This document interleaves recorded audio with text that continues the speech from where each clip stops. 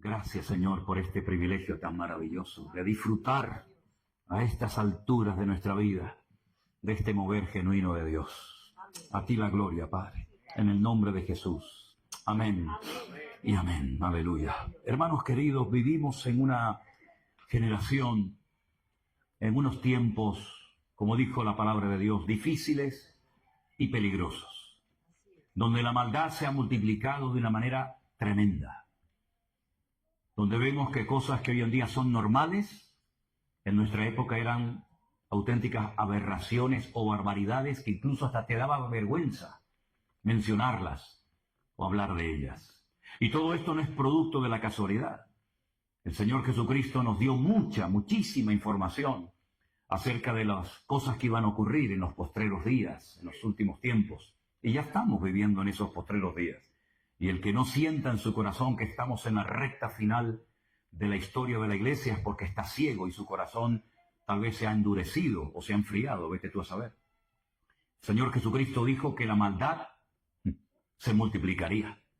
No nos dijo por cuánto, pero que la maldad se ha multiplicado en todas partes, en los colegios, en el mundo de la política, en las universidades, en las iglesias. Por todas partes vemos maldad, injusticias y una larga lista de cosas. Y no tenemos que sorprendernos. El apóstol Pedro dijo, yo procuraré después de mi partida que todo lo que yo vi y recibí de parte del Señor os quede constancia, os quede por escrito, para que vuestra fe sea renovada, ¿no?, y fortalecida cada día. Y dice, y no os sorprendáis, por favor, que nadie se lleve las manos a la cabeza, diciendo, ¿pero qué está pasando? Porque el fuego de prueba ya ha comenzado y el Señor está comenzando a limpiar y a tratar con su iglesia, con su pueblo. Y tenemos muchísima información a lo largo y ancho de la palabra de Dios para saber cómo tenemos que actuar y cómo tenemos que comportarnos. Y todo esto que ha sucedido, donde nosotros hemos utilizado las redes sociales, el poder de las redes sociales para llevar a la gente a un compromiso con el Señor, a ser autodidactas, a no depender de un pastor, de una iglesia, de un culto, de un retiro, sino preparados en casa para que en cualquier momento que nos vuelvan a encerrar o que nos cierren las iglesias o lo que suceda, con permiso de Dios, sepamos cómo tenemos que actuar. Que nos enamoremos de la palabra. Está bien reunirnos, está bien escuchar los cultos, ver los devocionales, venir a reuniones como esta, está muy bien. Pero hermanos queridos, tenemos que estar preparados para aún cosas peores que se avecinan en el horizonte y que la iglesia tiene que estar preparada.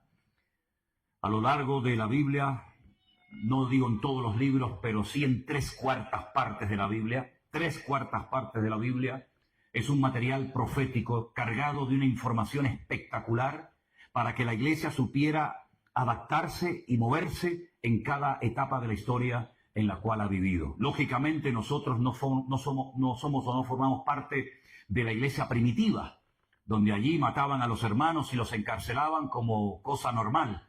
Nosotros estamos viviendo en otro tipo de persecución, tal vez más diplomática o más camuflada, pero no deja de haber persecución de alguna u otra manera. Ahora bien, cuando vamos a la palabra de Dios, encontramos que el Señor siempre nos dice, velad y orad, que no os sorprendan estas cosas, que no venga el ladrón y os robe la bendición de vuestros corazones, ¿no? La pregunta es, ¿cómo puedo velar? ¿Cómo puedo prepararme adecuadamente para lo que se avecina? Permítame llevarles al último libro de la Biblia, que es el libro del Apocalipsis, donde un anciano llamado Juan, uno de los hombres que vivió más cerca del corazón del Señor Jesucristo, escribe este libro, y él está desterrado en una isla aquí en Europa llamada la isla de Patmos, una isla donde los romanos lo habían lanzado, como antaño, por ejemplo, se mandaba a la gente al destierro a la isla de Fuerteventura. Quiero recordarles que el dramaturgo español Miguel de Unamuno fue desterrado a la isla de Fuerteventura, porque aquello es un páramo tremendo, no es la Fuerteventura turística de hoy en día, ¿no? Los romanos mandaban a la gente para que se murieran de hambre, de sed, de frío o de lo que fuera a la isla de Patmos, después de haber intentado en varias ocasiones acabar con la vida de Juan. No piensen que Juan no había pasado por luchas y por pruebas, pero él había recibido una promesa. Y las promesas de Dios se cumplen sí o sí en nuestras vidas. El Señor le dijo cuando estaba restaurando a Pedro junto al lago de Genesaret: Pedro, ¿tú me amas? Cuando Pedro le dice en varias ocasiones que ama al Señor, el Señor le dice: muy bien, te voy a dar otra oportunidad. Apacienta mis corderos, atiende mi rebaño, atiende mi obra. Y después le profetiza la forma como él va a morir. Cuando Pedro escucha aquella palabra que va a morir crucificado, glorificando de esta manera al Señor, se queda mirando a Juan y le dice: Señor, ¿y a este qué le vas a decir? Y el Señor le dice: déjalo, porque yo quiero que él quede hasta que yo venga. Y dice que se corrió el rumor entre los discípulos de que Juan no iba a morir. Pero el mismo Juan en el Evangelio, en el último capítulo, dice: no me dijo el Señor que yo no iba a morir. Ustedes interpretaron mal la palabra. Lo que me dijo el Señor es que yo iba a quedar hasta que yo viera su venida. Evidentemente el Señor Jesucristo aún no ha venido. Bueno, vino la primera vez, evidentemente, ¿no? Pero no en su segunda venida. Pero él sí la vio, digamos, de una forma profética, a través de sueños, a través de visiones, y por eso él escribe el libro del Apocalipsis, donde él relata la segunda venida del Mesías, de Cristo, y los acontecimientos previos a su venida y los acontecimientos posteriores a su venida. Y él está en la isla de Patmos y dice en el capítulo 1, verso 10, yo estaba en el Espíritu en el día del Señor. Y oí detrás de mí una gran voz como de trompeta. Yo estaba en el Espíritu en el día del Señor. Esto del día del Señor tiene una doble interpretación, pero os voy a decir cuál es la correcta en este caso. El día del Señor muchas veces en el Antiguo Testamento hace referencia al Shabbat, al día de reposo, al séptimo día. Ese era el día que se apartaba para la familia, no necesariamente para el culto, sino era el día de reposo. Es el único día de la semana que tiene nombre. En hebreo los días de la semana no tienen nombre. Yom Rishon, Yom Sheni, Yom Shalishi, Yom Revi, Yom Hamishi. Es el día primero, día segundo, día tercero, día cuarto. No hay como nosotros lunes. Claro, el lunes el culto a la luna, el martes a Marte, el miércoles a Mercurio. No existe eso en hebreo, son números. Pero el último día, el primer día de la semana, se le llama Shabbat, que es el día de reposo, el día en el cual se reflexiona en torno a la palabra de Dios, el día en el que se reúne toda la familia, los padres bendicen a sus hijos con imposición de mano, etcétera, etcétera. A eso hace referencia muchas veces la expresión el día del Señor. Pero hay otra expresión, o mejor dicho, la misma expresión, que se aplica a la aparición del Señor. El día del Señor, del cual hablan muchos profetas en el Antiguo Testamento, habla acerca de su segunda venida. Y a esa es a la que se está refiriendo Juan en esta ocasión. En el día del Señor, yo estaba en el Espíritu. Ahora, si os dais cuenta, en nuestras Biblias, la palabra Espíritu está con mayúscula. ¿La veis ahí? Apocalipsis 1:10. En hebreo no existen palabras con mayúsculas y palabras con minúscula. Entonces, si tú ves la palabra Espíritu con mayúscula, se está refiriendo al Espíritu Santo, ¿no? Pero si pone Espíritu en minúscula, se está refiriendo al Espíritu humano. Pero esa diferencia no existe en hebreo por la mayúscula o por la minúscula, sino que cada palabra, cada término tiene su palabra adecuada, por lo tanto no hay lugar a confusión. Él estaba en el Espíritu de Dios, estaba conectado con el Señor, a pesar de que es un anciano con casi 100 años, a pesar de que ha sido desterrado a la isla de Patmos para morir, a pesar de las circunstancias, él ha mantenido su contacto con el Señor. Él no está destrozado, él no está hundido, él no se está quejando, él está en el Espíritu, conectado con el Señor a pesar de las circunstancias, a pesar de la soledad, a pesar del frío, a pesar del hambre, a pesar de la avanzada edad que tiene, él está en sintonía con el Señor. Y entonces cuando uno está bien conectado con el Señor, da igual si tienes comida o no. Da igual si vives en Colombia, Perú, México, Corea del Norte o la China. Cuando tú estás conectado con el Señor te habla, el Señor te ministra, el Señor te bendice. Porque has estado en un ambiente cargado y pesado, pero tu comunión, tu relación con el Señor está intacta. Y por eso dice que él oye la voz de Dios. Él oye la voz del Señor. Y el Señor le dice algo muy interesante y le dice, mira, yo soy... Claro, date cuenta que el Nuevo Testamento ha sido traducido del griego. Pero el Señor no le hablaba griego a Juan, le hablaba en hebreo. Aquí dice, yo soy el alfa y la omega. El alfa y la omega es la primera y la última letra del abecedario griego. El Señor le dijo, yo soy Aleph de Tav. Yo soy la Aleph y la Tav, la primera y la última letra. Pero bueno, yo soy el primero y el último. Escribe en un libro lo que ves y envíalo a las 7 iglesias que están en Asia. Y le da el nombre de 7 congregaciones. Date cuenta que no se menciona la iglesia de Corinto, no se menciona la iglesia de los filipenses, no se menciona la iglesia de los colosenses o de los tesalonicenses. Pero el Señor le dice, lo que tú vas a escribir, yo quiero que lo lean en la iglesia de Éfeso, en la iglesia de Esmirna, de Pérgamo, de Tiatira, de Sardi, de Filadelfia y de Laodicea. ¿Es que no existían otras iglesias en aquella época? Claro que sí. Por supuesto que existían más iglesias. La famosa iglesia de Corinto, ¿no? La iglesia de, no sé, de Roma o la iglesia de Jerusalén. ¿Por qué el Señor escogió a estas y no a otras iglesias? Bueno, hay varias interpretaciones o varias aplicaciones. Algunos creen que evidentemente eran iglesias que existían en la realidad, pero pueden ser iglesias representativas de las 7 estratégicas del diablo para destruir al pueblo de Dios a lo largo de la historia. El enfriamiento, la pérdida de visión espiritual, la falsa doctrina, las falsas profecías, etcétera, etcétera. Si analizas, que no lo vamos a hacer porque no tenemos tiempo, pero si analizáramos una por una las iglesias que se mencionan en el libro del Apocalipsis, te vas a dar cuenta que no hay 2 iglesias iguales. Esto es como los hijos. Tú puedes tener 2, 3, 4, 5 hijos o más y te vas a dar cuenta que son del mismo padre, son de la misma madre, pero no hay 2 iguales. Uno es abierto y extrovertido, el otro es tímido y reservado, el otro le gusta la electrónica, al otro no le gusta nada. Es decir, te vas a dar cuenta de que las iglesias son casi en ese sentido como los hijos, ¿no? Aunque nosotros, yo doy muchas gracias al Señor que trabajamos con la mentalidad, y esto es algo muy importante que ustedes tienen que tener siempre en cuenta, nosotros trabajamos con la mentalidad de que somos una sola iglesia. Nos reunimos en diferentes lugares por cuestiones geográficas, ¿verdad? Pero somos una sola iglesia. La iglesia, yo no vengo aquí de visita, esta es mi iglesia, yo soy el pastor de esta iglesia. Y cuando voy a Bruselas, yo voy a mi iglesia. Y cuando voy a Colombia, yo voy a mi iglesia. Y todos los pastores trabajamos con esa mentalidad. No, mi iglesia, mi culto, y aquí estamos bien, pero si la otra le va mal, pues allá ellos. No.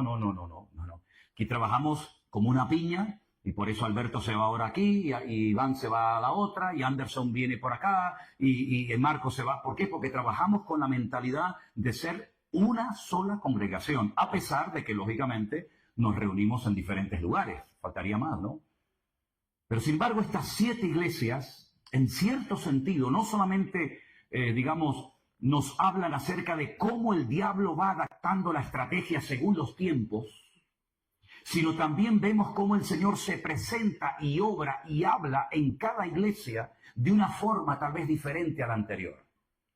Porque la forma como Juan ve al Señor nunca lo había visto así, nunca lo había visto con los pies bruñidos como el bronce, nunca. Juan nunca vio al Señor por ejemplo, con los ojos como llama de fuego, o con una túnica blanca que le llegaba hasta los pies con un cinto de oro a la cintura. Nunca oyó su voz como estruendo de muchas aguas, ¿verdad? Nunca cayó muerto ante su presencia. Es más, fue el único hombre que fue capaz de tener la libertad y la confianza de recostarse sobre su pecho. Cosa que hace Julie cuando tiene sueño en el coche, se recuesta sobre el pecho de Miriam, ¿no? ¿Verdad? Sin embargo, ahora cuando lo ve, dice, caí al suelo como muerto. Algo ha pasado. Ya no es ese Cristo, sencillo y humilde que vino en su primera venida. Ahora es un Cristo, un Mesías glorificado, con todo su poder y con toda su gloria. Y Juan, cuando lo ve, dice, caí como muerto a sus pies, pero el Señor puso su diestra sobre mí y me dijo algo tan bonito, ¿no? Algo que tenemos que escuchar y repetir habitualmente en nuestras vidas. No temas. No tengas miedo, Juan. No pasa nada. Todo está bajo control. Cuando tú estés pasando un problema en tu matrimonio, el Señor te dice, no temas, tranquila. Cuando estés pasando un problema grave con tu hijo, con tu hija, no tengas miedo. Cuando estés enfermo y te digan, amigo, te ha tocado esto, no tengas miedo. Porque el miedo paraliza. El miedo no es fruto del Espíritu de Dios. El miedo fue lo que hizo que Adán se ocultara de Dios. Tremendo, ¿no? Antes hablaban, eran amigos, paseaban por el huerto del Edén, y ahora el Señor le habla, él oye la voz y le dice el Señor, Adán, Adán, ¿dónde estás? Le dice, Señor, es que oí tu voz Tuve miedo y me escondí. ¿Y por qué? Dice, porque estoy desnudo. Siempre has estado desnudo. Yo no te vestí con zapatillas Nike, no te puse ropa ni zapatos, ni... Siempre has estado desnudo. ¿De dónde viene ahora el miedo? Pero no se refería a una desnudez física, ¿no? Sino estoy sin argumento, Señor. No sé qué decirte.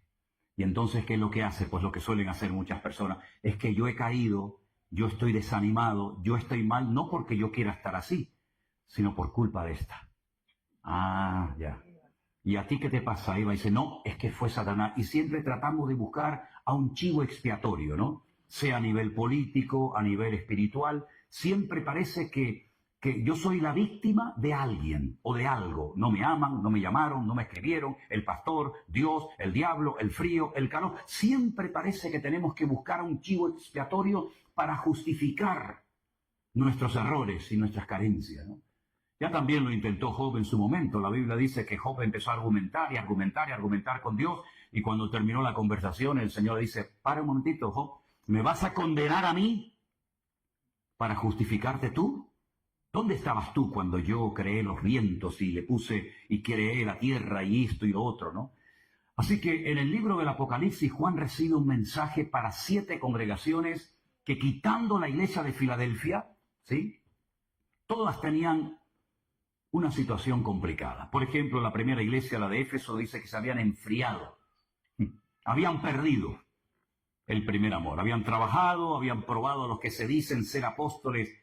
Qué bueno sería que muchos de los que se llaman hoy en día apóstoles los probaran, porque dice la Biblia que los de Éfeso probaban a los que se decían ser apóstoles y los habían hallado mentirosos.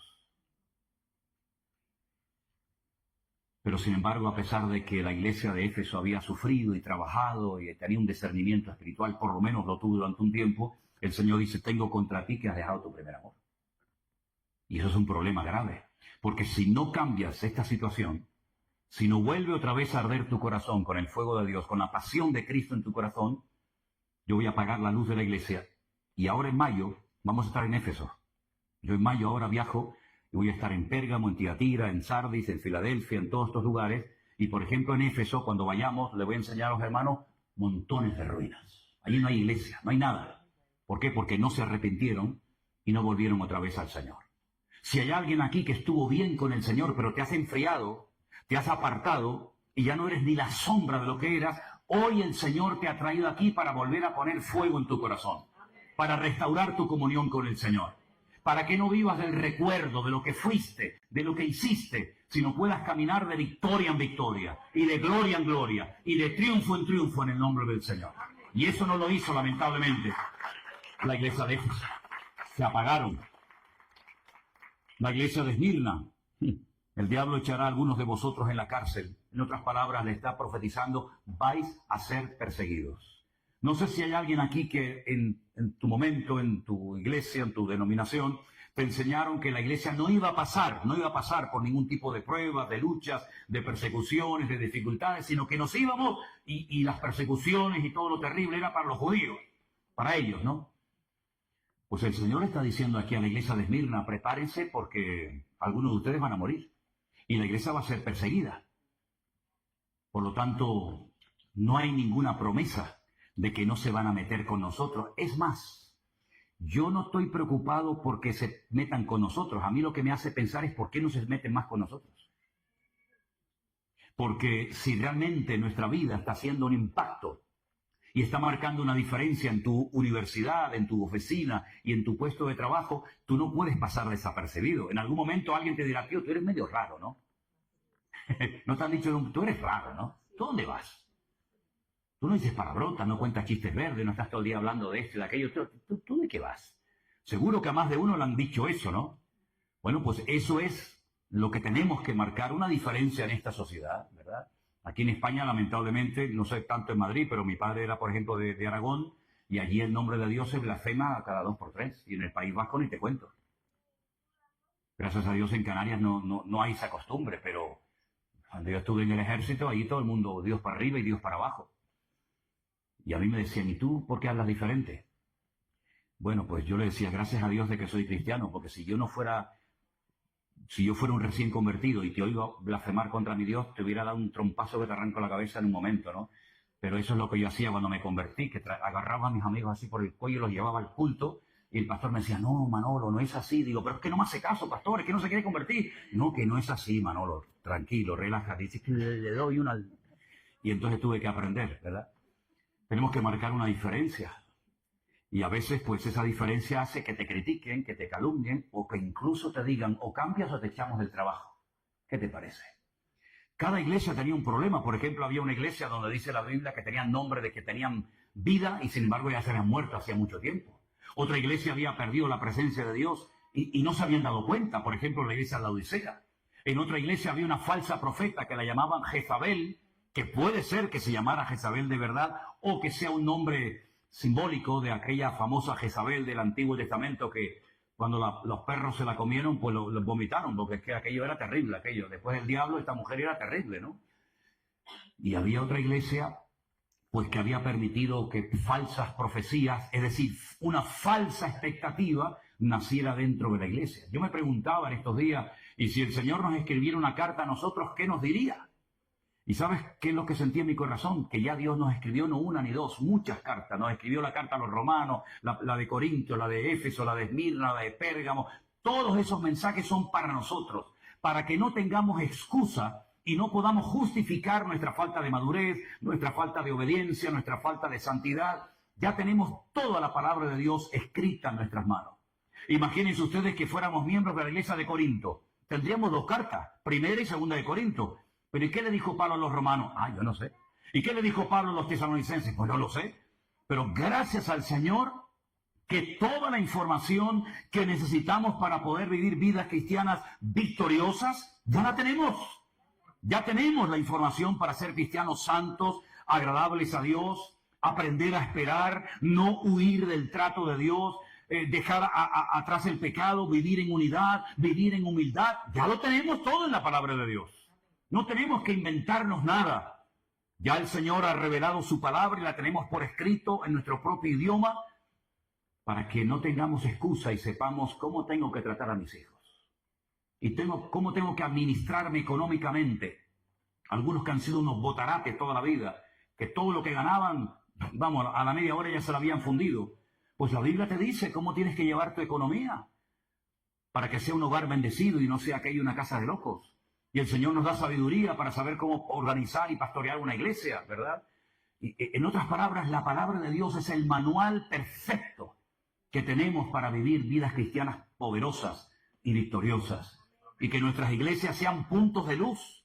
Y que la gente vea en nosotros algo diferente, una forma de comportarnos, una forma de vivir, una forma de reaccionar diferente.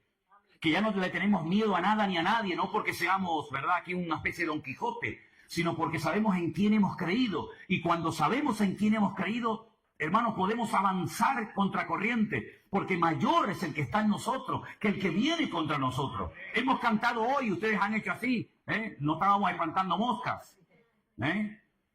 Por un camino vendrán y por 7 huirán, bendito sea Dios. Bueno, quiere decir que el Señor nos ha capacitado para ser eficaces en el reino de Dios.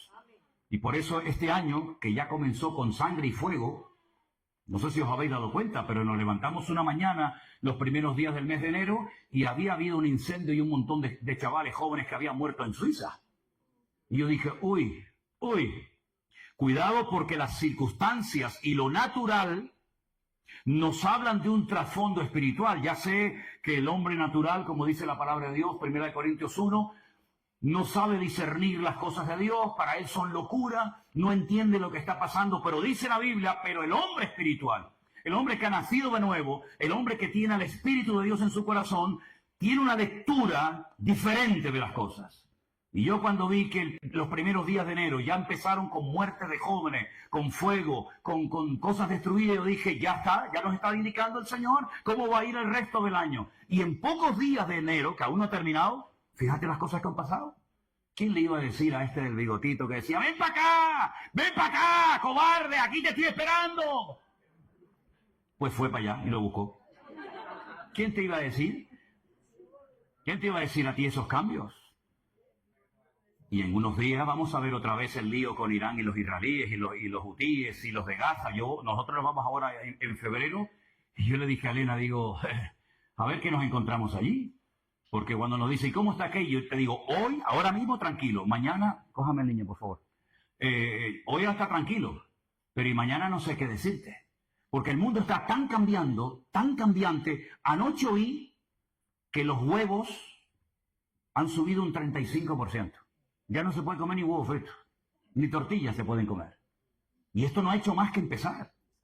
Y vamos a ver cómo el mundo va a ir de mal en peor.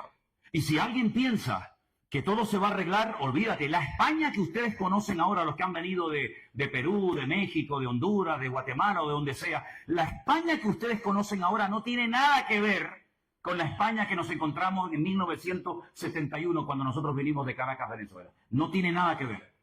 Absolutamente nada que ver. Cuando pasaba la policía por la calle, amigo, te entraba diarrea. Hoy en día hay una falta de respeto total y absoluta. Yo me crié aquí en España en los salesianos, en Venezuela en los maristas, y cuando los curas me zumbaban, iba a la casa y le decía a mi padre, papá, el cura me pegó y me decía, algo malo habrás hecho. Y encima cobraba también del viejo.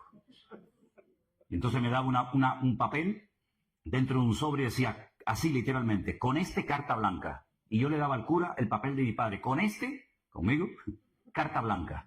Me dieron hasta en el carnet de identidad los curas, por todos lados me dieron. Por arriba, por abajo, por la cabeza, por aquí, por allá, por todos lados. Dile a tu padre hoy en día que el maestro te ha dicho algo, que cuelgues el teléfono, que prestes atención y que ni se le ocurra tocarte. Va el padre y le mete una paliza al profesor. Entonces, pero hombre, ni tanto ni tampoco, ¿no? Yo he visto en Tenerife chavalas borrachas y drogadas perdidas gritándole a la Guardia Civil. Sí, hombre, hazlo hace años, pégale un grito a un Guardia Civil. Te mete ¿Has visto a la niña del exorcista? Que le da la cabeza así vuelta. Así te matas, ya da vuelta así, da vuelta así. Todo eso que es hoy en día normal, en nuestra época era totalmente anormal y ni se te pasaba por la imaginación. Y la iglesia también ha cambiado. La iglesia en la que yo me convertí en una iglesia sana, donde no había cosas raras. Hoy en día tú dices, ¿pero eso qué es? ¿Una iglesia o un circo? ¿Una iglesia o un teatro? Ahí hay un tipo que tiene una elocuencia y un carisma brutal que tiene enloquecido a la gente y el tío vive como un marajá mientras el resto del pueblo a dos velas. Y eso en mi época no existía. Sin embargo, hoy en día hay hermanos que han salido arruinados, heridos y maltratados de iglesias cristianas evangélicas. ¿Y cómo se come eso? Nosotros tenemos en nuestro ministerio gente que llevaba 10, 15, 20 y hasta una hermana que llevaba 40 años sin congregarse en ninguna iglesia, de lo mal que la mujer lo había pasado. Entonces el Señor está haciendo algo bonito, algo nuevo, está trayendo restauración, está trayendo ilusión, está trayendo ganas de leer, de estudiar, de escudriñar las Escrituras. Y cuando uno se mete en el libro de Apocalipsis, tú te das cuenta de que todo esto es simplemente el principio de dolores. Y lo bueno de todo esto es lo malo que se va a poner todo. Lo bueno de todo esto es lo malo que se va a poner todo. Y solamente el hombre va a tener una vía de escape. Como solamente tenía una ventana el arca de Noé. El arca de Noé no era como esos barcos de lujo que hoy en día tienen balcones. ¿Has visto esos cruceros? Allí en Canarias constantemente están llegando cruceros de lujo y ya no tienen el ojo de buey, la ventanita redonda. Ahora tienen un balcón para ellos solos. Es una pasada, unos barcos impresionantes, ¿no? Pero el arca de Noé no tenía tantas ventanas ni balcones, tenía una sola, arriba. Para que el hombre aprendiera a mirar solamente a Dios. Alzaré mis ojos a los montes. ¿De dónde vendrá mi socorro? Mi socorro viene del Señor. ¿Verdad? Si habéis resucitado con Cristo, poner la mira en las cosas de arriba, no en las de la tierra. Y eso es lo que nos ha venido hablando y enseñando el Señor en estos últimos tiempos. Que el único al que podemos agarrarnos y fiarnos y la promesa se cumple sí o sí, es la promesa que nos hace nuestro Dios. El Señor le dijo a Juan que él no moriría hasta que viera su venida, y la vio y la escribió. Aquí lo tenemos en el libro de Apocalipsis. ¿Dónde va a venir? Sabemos el lugar, ¿sí o no? Zacarías capítulo 14. Dice la Biblia que el Señor Jesús pondrá sus pies en aquel día sobre el monte de los olivos. ¿Cuántas veces hemos estado en ese monte, Dios mío? Enseñándoles a los hermanos toda Jerusalén, dónde se ahorcó Judas, dónde está el valle de los huesos secos, dónde entró Jesús triunfalmente en Jerusalén. Pues ese monte, dice la Biblia, que cuando Él venga con poder y gloria, y todo ojo le verá, y toda rodilla se doblará, se partirá por la mitad ese monte, y se hará un valle gigantesco, y de su interior saldrán ríos de agua viva que entrarán, ¿verdad? Unos en el mar Mediterráneo y otros en el mar Muerto, y cobrarán una vida espectacular. El lugar lo sabemos, lógicamente el día y la hora no lo sabemos, pero sí tenemos multitud de señales que nos están hablando de la proximidad del cumplimiento de la palabra de Dios. Mira, ahora dentro de poco, ustedes saben que Israel es un país muy chiquitín, mucho más pequeño que cualquier provincia de España. Pues ese es el ojo del huracán, es el epicentro, ¿no? Todo lo que ocurre allí de alguna u otra manera siempre repercute en muchas áreas de la vida. Ahora se van a celebrar elecciones en Israel y probablemente, esto se está grabando y ahí queda, ¿no? Probablemente gane un hombre, no recuerdo en este momento su nombre, pero el candidato que probablemente vuelva a ganar las próximas elecciones en Israel es un hombre que en su programa electoral ya lo ha dicho claramente, ¿eh? Ya ha ido a saco, al grano, para que no haya ningún tipo de duda. Si yo gano las elecciones, lo primero que voy a hacer es reconstruir el tercer templo en Jerusalén. Hala, tócate la nariz. ¿Qué te parece, amigo? Así. Dice, ¿qué es eso? ¿Saben lo que significa reconstruir el templo de Jerusalén? ¿Y dónde se va a reconstruir ese templo? En lo alto del monte Moriah, que antiguamente era un monte, pero que ahora es una explanada gigante. Y en el centro mismo de esa explanada hay una cúpula redonda, no es una mezquita, es el domo de la roca.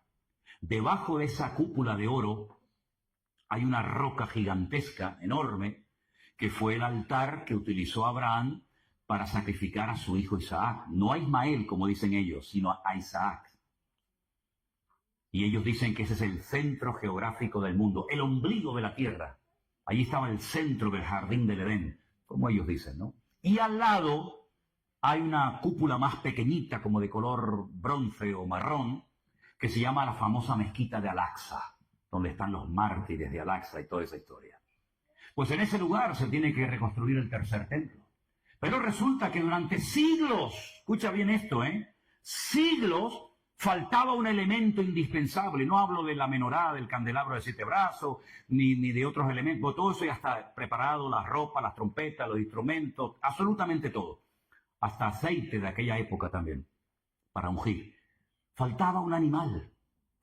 Qué cosa más rara, Faltaba la paradumá, la vaca roja, una vaca que tiene todos los pelos de su cuerpo de color rojo. No puede tener ni uno diferente porque automáticamente queda descartada y no se puede manipular genéticamente, y entonces esa vaca se pone sobre el altar, se sacrifica, se quema totalmente, según el ritual de la ley de Moisés, ¿vale? Y con esa ceniza es como una especie de jabón, por así decirlo, se purifica la explanada del templo y se limpia no sé qué, y se limpia aquello y se limpia tal. Y esa vaca no aparecía, y no aparecía, y no aparecía por ningún lado. Pero resulta que hay una población en Israel, donde últimamente estamos llevando a los grupos, que se llama Shiloh. Shiloh es una montaña que está en medio de un montón de poblaciones árabes, y allí atravesando parte de Samaria llegamos con los grupos, y allí le explican con películas y con hologramas toda la famosa historia del Mishkan o del tabernáculo de Moisés.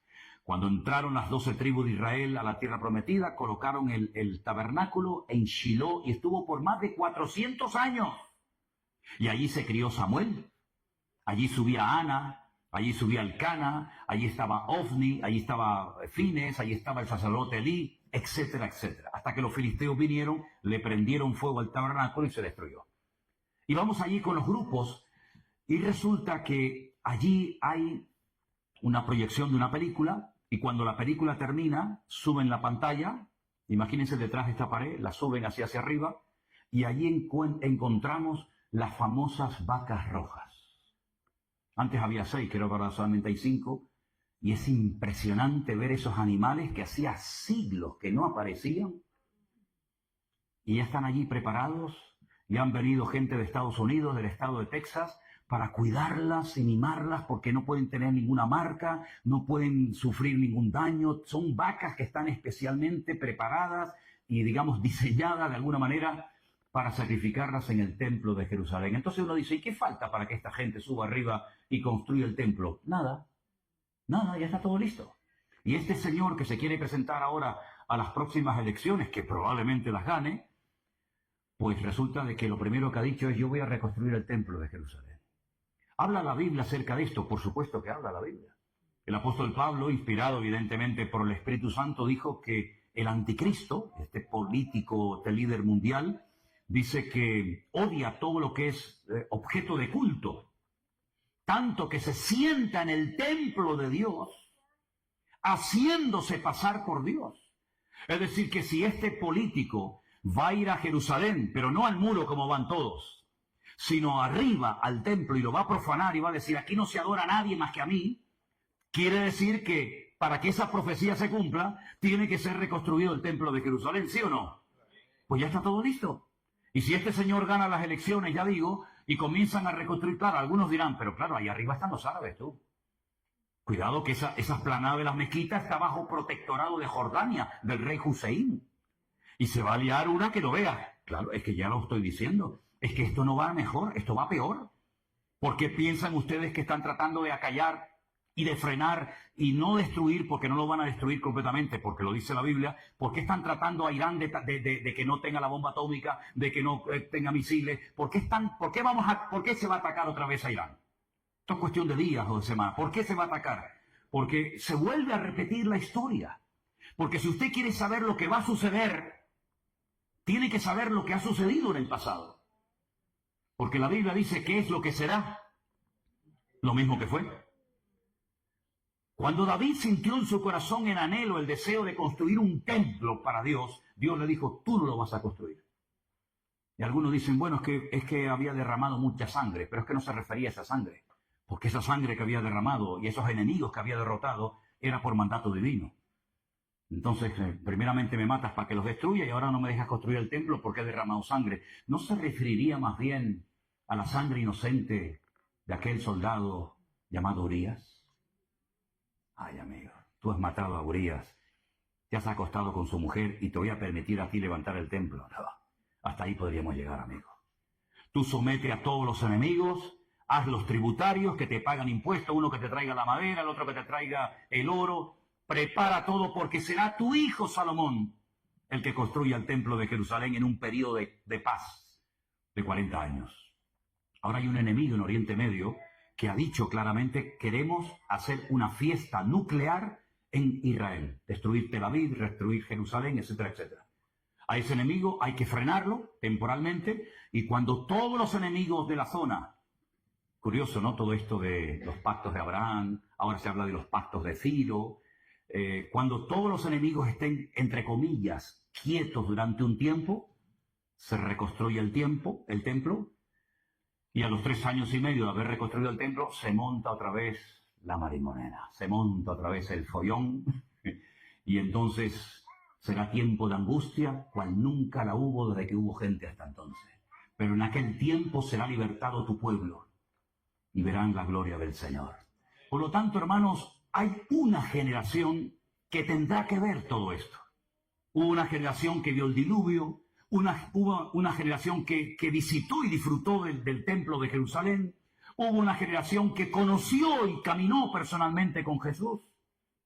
Pero tendrá que haber una generación que vea la reconstrucción del templo, que vea cómo las profecías de los últimos tiempos se cumplan. Y yo creo que nosotros ya formamos parte de esa generación.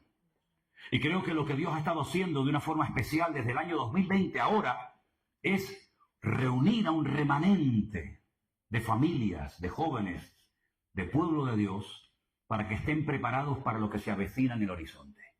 Y hay algo que es fundamental y es algo que Dios respeta aún hasta en el inconverso cuando lo practica, y es la unidad. Hemos leído y hemos cantado y hemos predicado 1000 veces del famoso Salmo 133, que dice: mirad cuán bueno y cuán delicioso es habitar los hermanos juntos en armonía. En hebreo dice: Inema tou manaín sheved hingan yahad, que sean uno. a pesar de que pueda haber diferentes opiniones, o uno. Y ahí es donde Dios va a enviar bendición y vida eterna. Lo cual quiere decir que Dios nos está enseñando a trabajar juntos, en armonía, aunque uno es bautista, y el otro es pentecostal, y el otro es payo, y el otro es gitano, y este es de Perú, y el otro es de México, pero hemos aprendido el poder de la unidad. Fíjense qué poderoso es el principio de la unidad, que cuando Dios mandó el diluvio no había unidad. Cuando Dios decidió eliminar la humanidad por medio de las aguas del diluvio, todos se peleaban los unos contra los otros. Había violencia, había agresividad, había abuso de poder. Al no haber unidad, Dios dijo, basta, hasta aquí hemos llegado. Amigo, pero cuando se juntan para construir la torre de Babel, dice que estaban unidos como una piña, eran uno. Todos hablaban lo mismo, y no solamente se refiere a que hablaban el mismo idioma, sino que estaban unidos en un mismo sentir, con un mismo proyecto, con un mismo plan, y entonces Dios, respetando el principio de unidad, lo que hace es que los confunde, pero no los destruye. Si eso pasó con los inconversos, ¿cuánto más si somos capaces de unirnos en el nombre de Jesús para trabajar juntos? ¿Entienden ahora el poder de la unidad? ¿Entienden por qué Pablo, a punto de morir en la cárcel en Roma, le dice a Epafrodito, escribe, dile a la hermana Evodia y a Síntique? Fíjate las cosas que este hombre tendría en la cabeza: latigazos por aquí, la espalda destruida, una iglesia por aquí, un obrero que le sale rana, la iglesia que no sé qué, y de repente Pablo dice, dile a la hermana Evodia y a Síntique que sean de un mismo sentir. Pero ¿qué más da si la iglesia tiene 500 personas, pero hay 2 que se llevan mal? Y por ahí se va la bendición. Date cuenta lo importante que tú eres para mantener la unidad de la iglesia, que tú puedes aportar bendición o puedes ser un desastre aquí adentro. Y yo voy a pelear con todas mis fuerzas, con uñas y dientes, hasta que Dios me dé fuerza para tener a esta iglesia y este ministerio unido, y que nadie asome la cabeza, sino solamente el Rey de Reyes y el Señor de los Señores, porque Dios bendice la unidad del pueblo de Dios. ¿Cuántos dicen amén? Aleluya. Así que peleemos por la unidad. Dice la Biblia, en cuanto dependa de vosotros, y mucho depende de ti, en cuanto dependa de ti, mantener la unidad en el vínculo de la paz. Porque ¿sabes qué? El que atenta contra la unidad y la paz de la iglesia es un terrorista espiritual.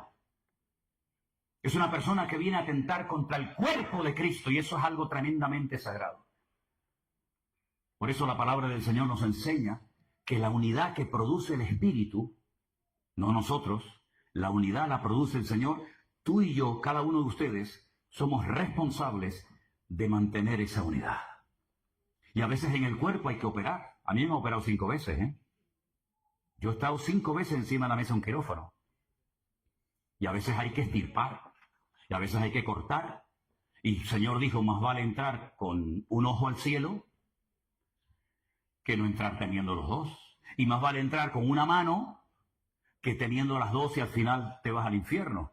Entonces, a veces el Señor tiene que intervenir. Por eso, si me permiten, ustedes tienen tiempo, ¿no? ¿Sí? Yo pregunté a Miguel, ¿cuánto tiempo tenemos aquí? Me dijo, indefinido.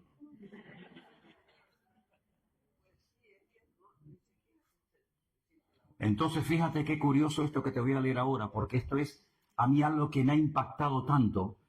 Estamos en Apocalipsis, por favor. La Biblia dice que en el libro de Apocalipsis había una mujer. Las mujeres en la iglesia son una bendición. Las que se portan bien, según la palabra, pero si no, dice que la mujer en la vida del hombre es la clave o el clavo. Tú verás. Tengo unas pocas cosas contra ti, Apocalipsis 2:20. Tengo unas pocas, pero no me gustan. Primero, que toleras que esa mujer, Jezabel, que se dice, no es que lo sea, ella dice que es profetisa, enseña y seduzca a mis siervos a fornicar y a comer cosas sacrificadas a los ídolos. Déjame aquí, porque fíjate, enseñe y seduzca, ¿a quién? A mis siervos, ¿a qué? A fornicar Sí, son relaciones sexuales prohibidas y a comer cosas sacrificadas a los ídolos. Vale, lo puedes quitar ya. Mira, llegó un momento que la iglesia comenzó a crecer y a crecer y a crecer, pero se convertían más gentiles que judíos. Y las costumbres de los gentiles eran y son totalmente diferentes a las costumbres de los judíos. Y comenzó el choque cultural en la iglesia. Ay, es que en mi país no se hace eso y en mi país no se hace lo otro. Y empezaron los problemas dentro de la iglesia. ¿Cuál fue la solución o el remedio para solucionar el follón en las iglesias? Vamos a reunirnos todos los apóstoles y el liderazgo de la iglesia en Jerusalén en un concilio, famoso concilio de Jerusalén. Hechos capítulo 15. Allí está Pablo, Santiago, Pedro, etc. Y después de mucho debatir y después de mucho hablar, oye, mira que se están convirtiendo muchos gentiles, resulta que esta gente se va a la carnicería y ha comprado chuletas, pero es que el dueño de la carnicería no es cristiano, tampoco es judío. Y resulta que para matar dos pájaros de un tiro, el tío lo que ha hecho es coger la vaca, se la presenta, la sacrifica a Baal, queda bien con su Dios, luego la cortan tiras y la vende al público. Y los gentiles vienen, compran esa carne y están comiendo carnes que han sido previamente sacrificadas a los ídolos. Y los judíos dicen, eso no se puede, eso es un delito terrible. Y el otro decía, pues estaban riquísimas, tú, las chuletas estaban de perla. Y uno, y otro, y dice, no, esto no puede ser, esto. Estamos peleando por la comida, pero ¿esto qué cosa es? Entonces dicen, miren, le ha parecido bien al Espíritu de Dios, al Espíritu Santo y a nosotros, que escribamos unas cartas y las mandemos por todas las iglesias diciéndoles que para no ofender, para no herir la débil conciencia de algunos hermanos, díganle a los hermanos que no coman carne sacrificada a los ídolos, ni cosas que tengan sangre, ni nada de eso. No estoy hablando del Antiguo Testamento, estoy hablando del Nuevo Testamento, Hechos capítulo 15. Entonces, de esta manera vamos a evitar que las iglesias se peleen, que los hermanos se enfrenten por la comida, que es una vergüenza. Entonces las cartas se escribieron, llegaban a las iglesias, hermano, mira, a partir de hoy las medidas de régimen interno de la obra son estas, y perfecto. Pero ahora llega esta señora, llega Jezabel en la iglesia de Tiatira y dice, no, de eso nada. Esto es lo que han decidido los pastores, los apóstoles en Jerusalén. Pero yo voy a enseñar que se puede fornicar, relaciones sexuales fuera del contexto que Dios ha establecido, y además vamos a comer todos carne sacrificada a los ídolos. Y el pastor de la iglesia se lo permitía. Es decir, que, si me permiten, el pastor de la iglesia era un pelele. Permitía y además que esta señora, ella decía que era profetisa. Miren, hermanos, yo no sé ustedes, pero cuánto daño han hecho los falsos profetas y las falsas profecías dentro del cuerpo de Cristo. No es que me dijo el hermano que lo vendiera todo y que me fuera a África de misionero. ¿Quién te lo dijo? No, un profeta que vino a mi iglesia. ¿Te lo dijo Dios? No, entonces no vendas nada ni te vayas a África. Vete a Móstoles a repartir folletos. ¿Cuánto daño han hecho las falsas profecías? Mire, a mí ya no, porque ya ni se me acercan, pero durante años me venían a dar profecías. La última que me quisieron dar en Estados Unidos. Yo tenía un hambre, tenía más hambre que el perro un hippie, hermano. Un hambre terrible, todo el día habla con este. Y yo tenía un hambre, estaba en la cola para comer y de repente me tocan así por el hombro y le digo, hola, ¿qué tal? El Señor te dice, no, digo, mira, para un momento, hermana, para un momento, mira, escúchame una cosa. Si el Señor, mi Dios y mi Señor, me tiene que decir algo, me lo va a decir a mí, ¿vale? En todo caso, confirmaría. Pero no, es que el Señor me ha dicho que tú serás y tendrás. Digo, no, si yo sé que seré y tendré, por eso no te preocupes, que tengo bien claro. Pero, ¿cuántas veces la gente, yo he ido a cultos donde termina el predicador, ni por ahí te pudras, ni gracias le dieron al hombre que predicó 2 horas. Pero luego llega el profeta y empieza, ven hermana que te voy a dar una profecía. Como un amigo mío que yo tenía en la iglesia cuando yo era joven, no estaba casado ni nada, y estaba enamorado de una chavala de la iglesia. La chavala no hacía ni caso, Y venga y venga y venga, y al final no se le ocurre otra cosa que llegar a la chica y le dice, hermana, el Señor me dice que te tienes que casar conmigo. Y la hermana dice, pues a mí el Señor no me ha dicho nada. A ti el Señor te habrá dicho misa, pero a mí no me ha dicho nada. Le dio una cachetada sin manos. Si la Biblia dice que hay que filtrar todo por la palabra de Dios. Ya no es el sentir, a mí me parece, yo creo. No, mire. Aquí tenemos la palabra de Dios por escrito. Y si alguien se atreve a decirlo, a compartir algo, lo tenemos que comparar con la palabra de Dios. Porque no es Dios el que se tiene que sujetar a ti. Eres tú el que te tienes que sujetar a la palabra del Señor. ¿Y cuántas veces por respeto, por ingenuidad, porque te da corte decir no? ¿Cuántas veces los hermanos se han hecho falsas expectativas? Porque alguien vino de no sé qué sitio y te dijo, como una vez vino un hermano a mi iglesia, hace años, no a esta sino a otras, y cogió una botella entera de aceite de oliva, una botella entera, y se la derramó por encima a un hombre delante de mí. Yo digo, madre mía, el aceite lo va a poner perdido. Le manchó todo, el traje, la corbata, el pantalón, y le dijo, tú vas a abrir 3 empresas. Ni abrió las 3 empresas, sino que las 2 no tenía, las fundió y se arruinó. Y encima perdimos una botella de aceite de oliva, que fue lo que más pena me dio. Entonces, hermanos queridos, hay que madurar, ¿eh? Vamos a dejar a un lado la ingenuidad. Es muy bonita la ingenuidad. Yo siempre he dicho que a mí los que más feliz me hacen de la vida y los que me hacen reír son los niños. Yo con los niños los paso pipa porque tienen una ingenuidad. Por ejemplo, cuando dije ahora, tócate las narices. Este chiquitín dice, mamá, ¿y eso qué es? Eso es una pasada escuchar a un chaval decir esas cositas, ¿no? Pero espiritualmente hablando tenemos que madurar. Y si el pastor predica, gloria a Dios, pero yo tengo mi Biblia en la mano y voy a comparar y voy a ver si realmente lo que enseñó es bíblico o no es bíblico. Y si no es bíblico, ni Manolo, ni Perico de los Palotes, ni San Pablo bendito, lo que no es bíblico, yo no tengo la obligación de decir amén. Pero a lo que es de Dios, te guste o no, yo digo amén y me sujeto porque Dios me está hablando a través de la vida de esa persona. ¿Cuántos dicen amén? Y esto es lo que hemos querido, y gracias al Señor parece que lo estamos viendo, dentro del Ministerio Centro Evangélico Vida Nueva. Queremos que la gente sea autodidacta, que lean la palabra, que la estudien, que analicen por sí mismos si la enseñanza que han recibido en otros lugares es realmente bíblica o no. Me pasó una vez en Milán, en Italia, predicando. Se me acercó una hermana y me dijo, hicimos un culto unido con varias iglesias, y se me acercó esta hermana de otra congregación y me dice, pastor, el domingo pasado en la iglesia mía pasó algo y yo no estoy de acuerdo con lo que... Y digo, a ver, y me dice, el pastor sintió en su corazón acostarse en la plataforma, acostarse. Y dijo, hermano, yo he sentido, claro, después empieza que si el versículo para arriba, tal, es la manipulación típica, ¿no? Yo he sentido que me tienen que tapar con billetes. Yo lo hubiera tapado, pero de piedras. A ver si me entienden. Pero digo, taparme con billetes. Y entonces dice que la gente pasaba y le por claro, el billetito para que no se caiga, tal. Y entonces le digo, pero una pregunta, usted eso lo vio mal. Dice, sí, sí. Digo, pero usted también pasó, ¿verdad? Cuando te dicen, cuidado. Cuando tú le dices a un hijo, ¿fuiste? Papá, ya está, ya fuiste. Me dice, Digo, tú también pusiste el billetito, ¿no?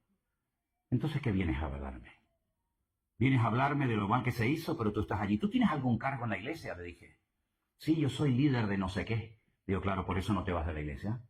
Porque te gusta la poltrona, como a don Peter, el que tenemos aquí en España, que no se va ni con agua caliente este tío.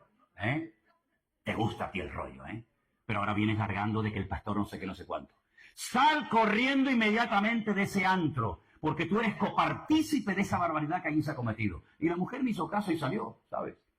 Pero ¿cuántas veces vemos algo incorrecto y como que nos da reparo, ¿no? Si usted está viendo algo que no es bíblico, que no es correcto, se ha salido de la palabra, se ha salido del orden bíblico, se toleran como esta del libro de Apocalipsis, que predicaba cosas ridículas y encima las quería justificar diciendo que era una profeta. Si usted se queda, usted se hace copartícipe de esa barbaridad, de ese disparate que allí se está enseñando.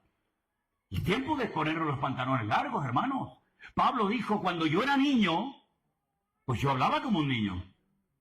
Yo actuaba, pensaba y actuaba en la vida como un niño, mas cuando ya fui hombre, dejé lo que era de niño. Entonces nosotros decimos, hermano, ¿cuánto tiempo lleva usted en la iglesia?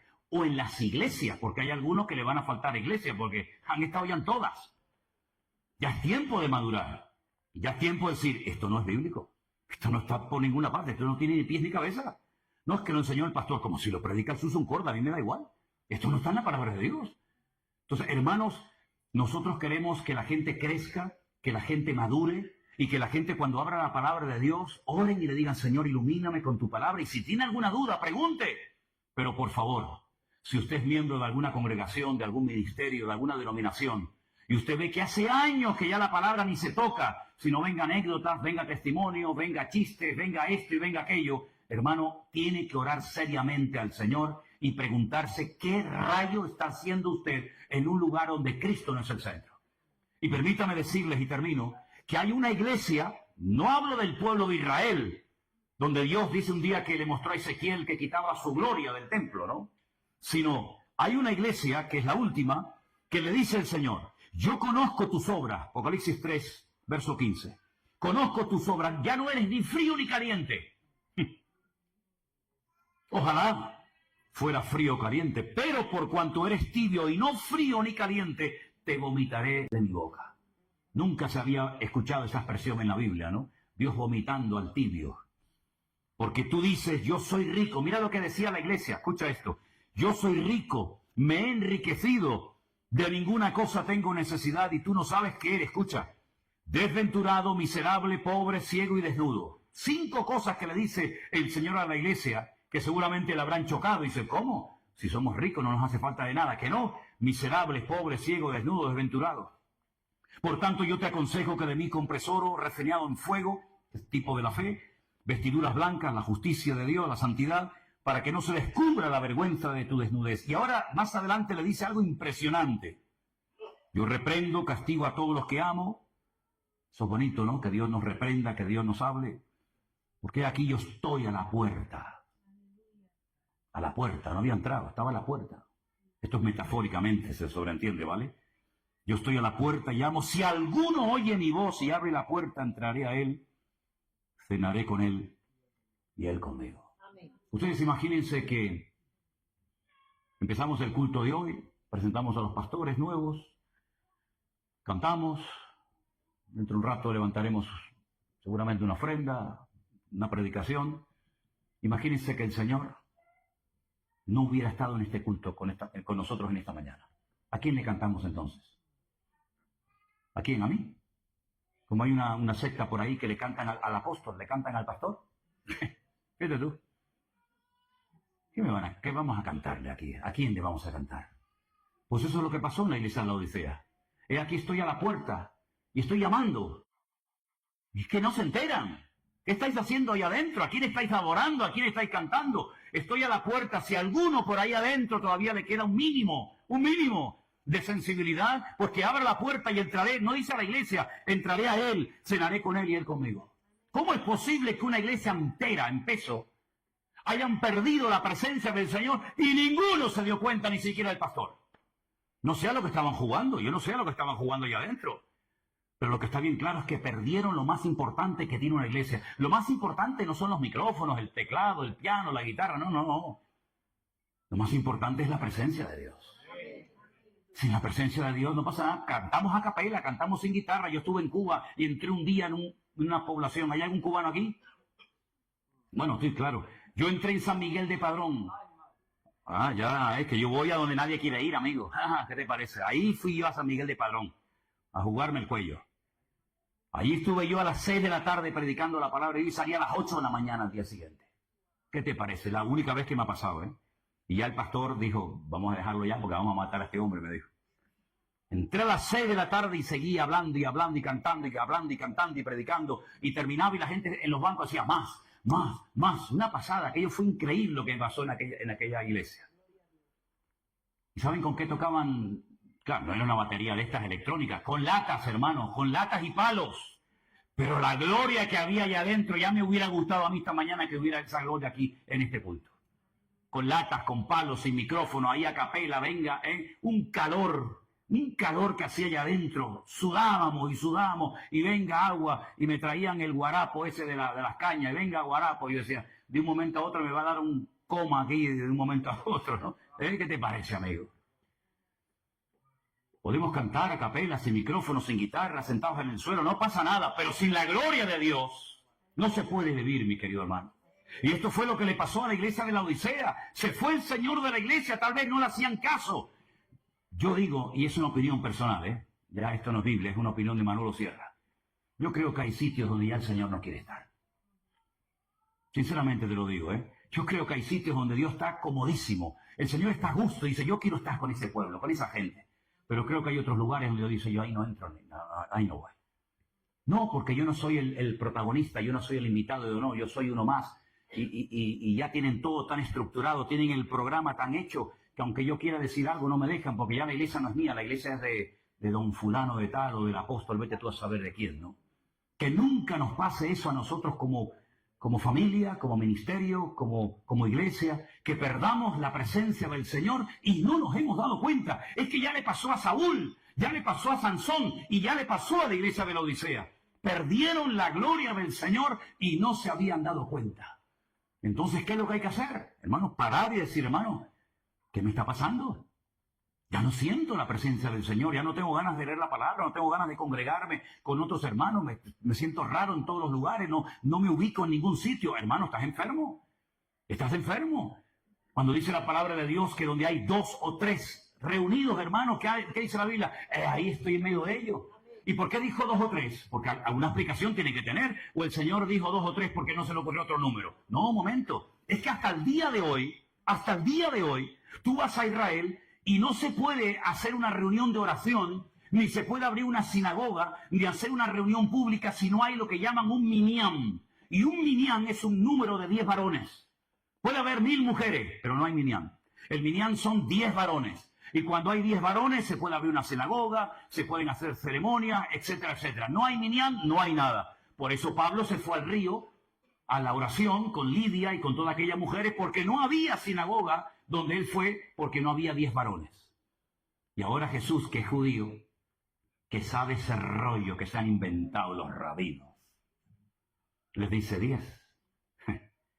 Con que haya 2, yo estoy allí.